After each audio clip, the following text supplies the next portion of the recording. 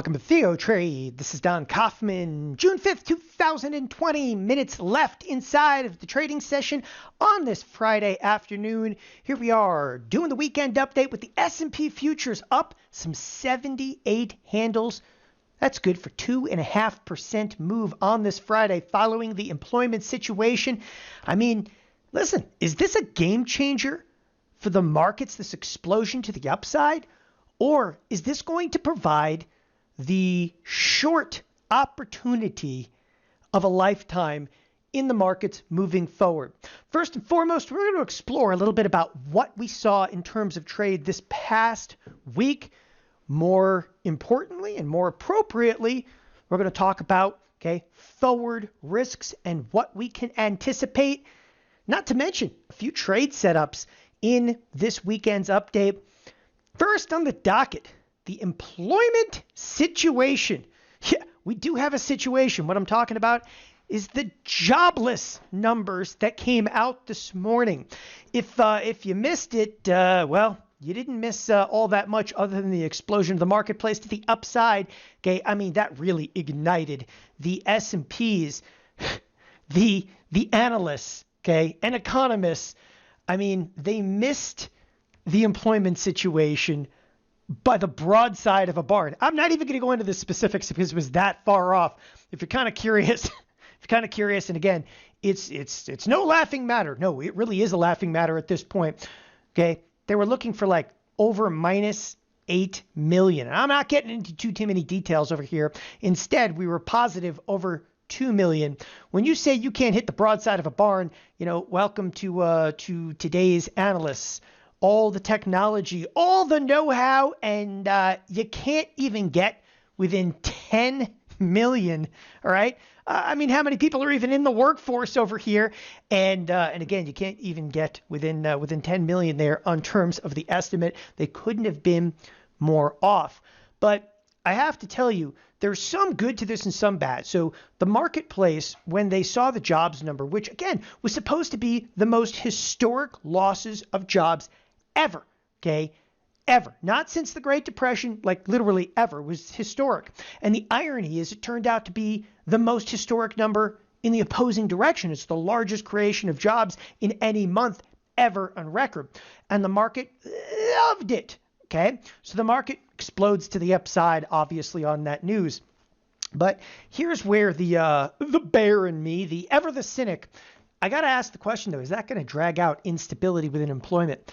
Big portion of me thinks to, in this situation, I think we actually wanted and would have accepted a really hideous number. So if we had actually gotten the minus like 8 million, the marketplace was anticipating that was stride, and we may have still gone up a little bit. The fact that we got plus 2 million tells me that it's going to be strung out a little bit. And again, why would I have wanted the 8 million? Because it's just like rip it off like a Band-Aid. Let's just get it over with. Let's see some horrible numbers. Now that we're positive 2 million, what it tells me, as a trader, I'm not an economist, not an analyst. What it tells me as a trader is there's actually going to be bigger instability into the future. And that analysts are clearly, they're so far off base right now, it doesn't even matter. So it's going to very likely drag out instability within employment. Now, the other big question with the employment situation, many people may or may not be aware of this, but there's a Fed announcement coming out next week. And my question in this, and this is why I say it, is this a game changer to the upside, or could it be the short of a lifetime? The Fed, my interpretation, and again, strictly my interpretation, the Fed, there's the closing bell. The Fed might not be, as accommodating as the marketplace would have anticipated. We're going to see some more, again, accommodation. Again, next week, Wednesday, the Fed is going to come out with an announcement. And this is where, once in a while, it's worth taking a little bit of a look over at the calendar. No one, there's an FOMC meeting, the FOMC announcement. Then Jerome Powell is going to have his press conference here right on time there on June 10th. Nevertheless, what you anticipate out of them is to be more accommodative. Not a question that they're going to be more accommodative, but at this point in time, they're very likely to kind of taper things down to see if the economy can actually stand on its own 2 feet. And what a wonderful time to do so after having seen such a wildly bullish, jobs report. And there's just no 2 ways about it. Again, the Goldilocks situation that actually brought us within 200 points of an all-time high in the S&Ps. Come on, people. We're stones throw off the all-time high. If you look at the year-to-date percentage, the S&Ps now are only down 2%. They're only down 2% on a year-to-date basis. Okay, that's why I'm saying you got to decide for yourself if this is going to be a little bit of a game changer or of a short of a lifetime. I'm going to show you a couple of trades here in a few moments. But again, you have to kind of love some of the risk reward that's being presented to you. You talk about like a V recovery. Nothing speaks to V recovery more than the marketplace itself. Nevertheless, okay, you have to be fairly concerned about, again, how the marketplace is going to interpret this wonderful jobs number. All of a sudden, the Fed starts to taper. And again, the Goldilocks scenario that we're seeing right now, okay, may not necessarily exist, which, again, I'm going to come back to here in just a moment. Before I get any further into this, okay, we got to bring up the SPX. I call this anything but normal, right? Now, we're going to take a look in a few minutes at the SPX options chain itself. And we're actually going to dig into the expected moves here in just a moment. But before I do so, when I say anything, okay, but normal, one of the things that we've tracked extensively here at TheoTrade is when the expected move, okay, is either closed inside of or, for example, breached. And this week is just a massive breach. And I want to zoom in for a second because I recognize this is maybe a little bit difficult to see on the screen. But when I say I want to zoom in, okay, we'll zoom in very, very tightly to a period of time. Okay. And this period of time, it's, again, we're actually looking into September, October, November of like last year. And what I wanted to show you in here is, look, we closed inside the expected move, inside. These highlighted candles when we close outside the expected move. Okay. So here's outside.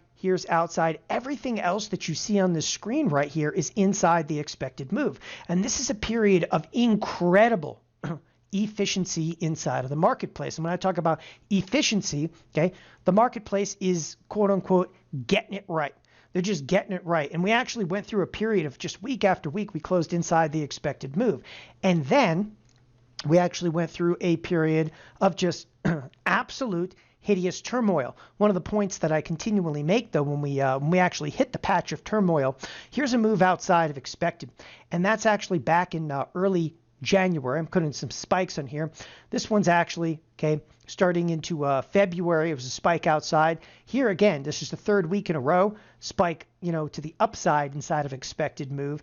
And we were just, that's a move outside. This is a move outside. And all of a sudden, okay, things completely and utterly fell apart. All of these circles right now, all of them are moves outside of expected.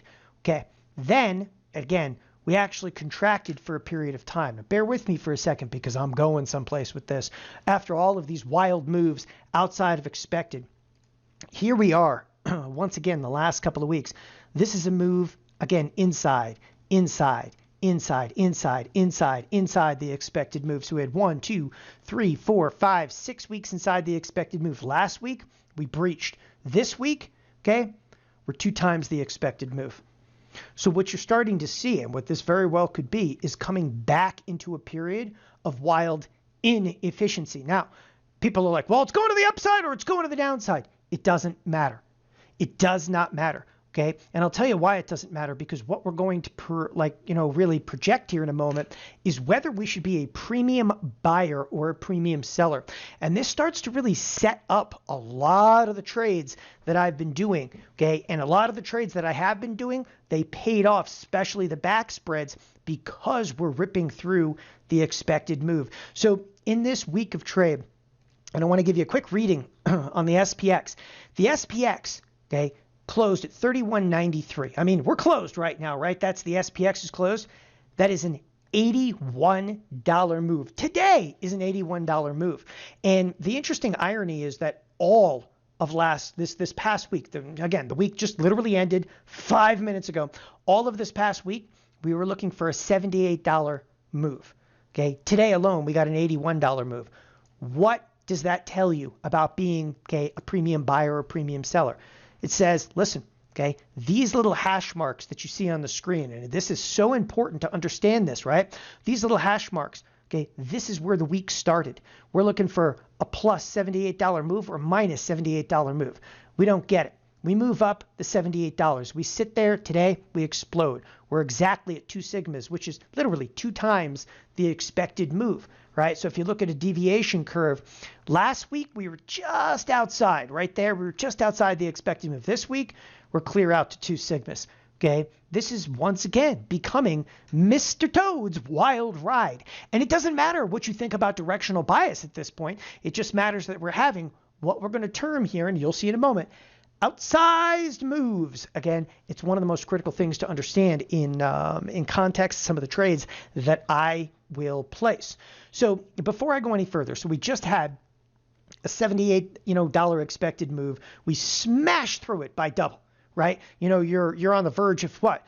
$160 type move inside of the marketplace for the entire week. If I go over to the trade tab though right now, one thing I want you to see, okay, and this should resonate with you now, this expected move right here, that is not set yet. This is for next Friday. It's not set yet until 15 minutes after, okay, after the cash close. The SPX options technically are still trading here, even though the SPX, okay, is what? SPX settlement happened. The SPX is not moving. The SPX options continue to move. But the point that I'm making here, okay, is with about a 160-point move in the SPX, do you realize that next week the forward risk is still, okay, about what it was last week? It's about $78. What gives? You know what? I don't even bother asking that question. All I have to understand is this, okay? We just moved $81 in a day, and you want me to believe that we're only going to move, okay, what, $78 all next week? I'm sorry. I'm not selling that, okay, with my money, with anybody's money, okay? I am a buyer of the expected move. And in many cases, that could mean, you can go out and buy an iron condor if you wanted to. I'm not telling you to run out and buy a straddle because that's an expensive proposition in here. But things like buying iron condors and so forth is absolutely on the table. But instead of me just, blanket, do it in the SPX, I'm going to give you some trade specifics here momentarily. Okay, so the SPX again just smashes through the expected move. And it means a lot because if we continue to smash through these expected moves, it's going to provide unbelievable setups. And if we don't, it's going to be nominal amounts of risk. Let's actually cruise over to the bond market, okay? The bond market. We are so very back, baby, okay? The bond market is back in play. What am I really referencing? Well, on a couple of fronts over here. Number one, okay, volume inside of the options, that's inside of the ZB, is big. But take a look at the bond volume itself. Okay, you're seeing right now about 450,000 bond contracts that traded. All right, time out for a second. For those of you that are brand new in here, you've never necessarily tuned into one of our TheoTrade kind of weekend, updates. The bonds have actually been trapped like a rat in a cage. All right. Now we believe that the Fed had a huge amount to do with this. The Fed, okay, just kind of stabilizing the bonds. The Fed was just continually in the marketplace and it staved off all traders. How do I come to that conclusion? I come to that conclusion not just on the price action. Price action secondary. Come to that conclusion is, look at this. Nobody wanted to trade them. Nobody wanted to trade them. Like, you want to trade against the Fed? They go, hell no. I'm not trading against the Fed. You want to trade against the Fed? Okay. It looked like we were headed into the what I termed the Japanese scenario. In Japan, okay, the Bank of Japan was so heavily involved inside of their bond and notes that the notes and bonds stopped trading. When I say stop trading, there was actually a day a few years ago where one contract traded in a day, one, not 100,000, one, and then the next day there was actually zero. Literally they had zero, and it's still very, very light there, okay? But I wanted you to see, okay, the volume just completely dissipated, and look at this, okay? It's coming back. And what that's going to do is it's going to start to break the S&Ps free of also their incredibly tight range. Listen, I put huge amount of weight into the bond market. Now the bond market here is telling you something. And this is probably one of the most important aspects of the entire week that no one is paying attention to. Listen, everybody's like, the S&Ps, they're up. Yay. Clap, clap, clap, clap. They're missing the fact that, listen, right there, okay, that was what? Right before the employment report. Right here, okay, that's actually the end of the trading day. What do you got? The bonds are ever so slightly higher. Okay, the bonds may have just reversed course. If the bonds reverse course and head back up, what's it going to do? It's going to crush the XLF. What do you think just took us to these levels? What do you think just took us back to the levels that we're at inside of the S&Ps? Okay, we've been harping on this for weeks. It's all about the financials and all about the monsters of tech. But this rally was brought to you by the financials. Plain and simple. Okay, the bonds got crushed over the last couple of trading sessions, right? They broke the range. Okay, but the issue with this is the rates out there. This is the TNX. By the way, the TNX is the 10-year. Don't confuse it. It's not the 30-year, but I much reference the 10-year. Okay, the rates took off from roughly, okay, earlier in the week. I mean, they're like 0.7%. Now the rate's actually 0.9%. This is the mother of all moves inside of interest rates. All of a sudden, interest rates take off to the upside. Yeah, we're going, okay, into a recession or in a recession right now with rates exploding to the upside. Since when has that been, okay, viable for a marketplace? You're like, no, it's all about a recovery. Okay, I'm trying to help you answer the question. Is this a game changer of a short of a lifetime? And I'm telling you right now, the bonds, okay, are the keys to this. Because you have Fed influence, and the Fed is trying to keep those rates incredibly low. Doesn't seem to matter. The bonds are actually selling off over here. But, okay, the bonds retraced, and not too many people caught that. And as the bonds started to rally, the interesting irony is it did not necessarily have negative implications. Did not have negative implications to the financials. Keep a very, very close eye on this in the next week of trade. Because I'll tell you what, if the bonds, if they even, again, smell the idea of going higher from where they are right now at the 173 level. Again, I'm going to stress this again. They even smell the idea of bonds going higher. Okay, they are going to go after the XLF. They're going to sell it because that, again, you know, this entire rally in the S&P, you know, everybody's like, it was brought to you by the financials. Yeah, and the financials were brought to you by none other than the bond market selling off. Okay, next, onward and upward, outsized movement. When I'm talking about outsized moves, okay, we're seeing some wicked expected move breaches.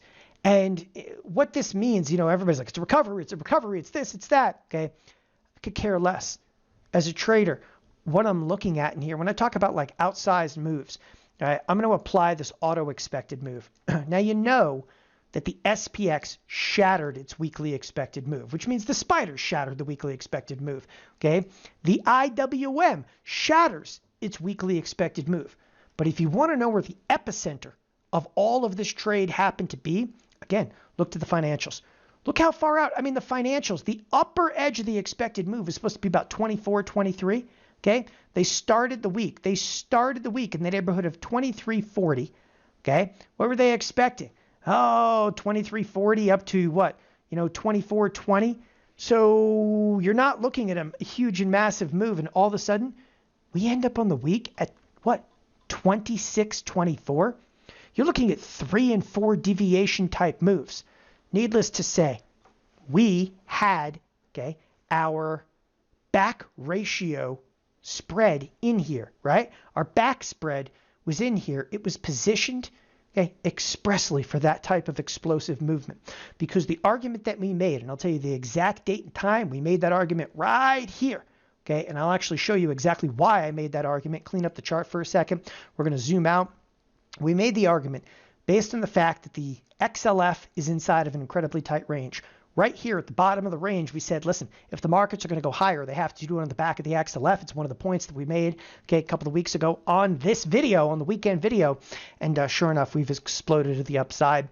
The back spreads paid out beautifully. Now, we had back spreads inside of the XLF, okay, but we also carried back spreads where? Okay, other products like XLE, which happened to be none other than the energy sector, which was also waffling towards the bottom of the range. But we also carried back spreads in none other than EEM. okay, which was also waffling towards the bottom of the range. It broke out. Okay, we also carried a back spread specifically inside of the bonds themselves in the TLT.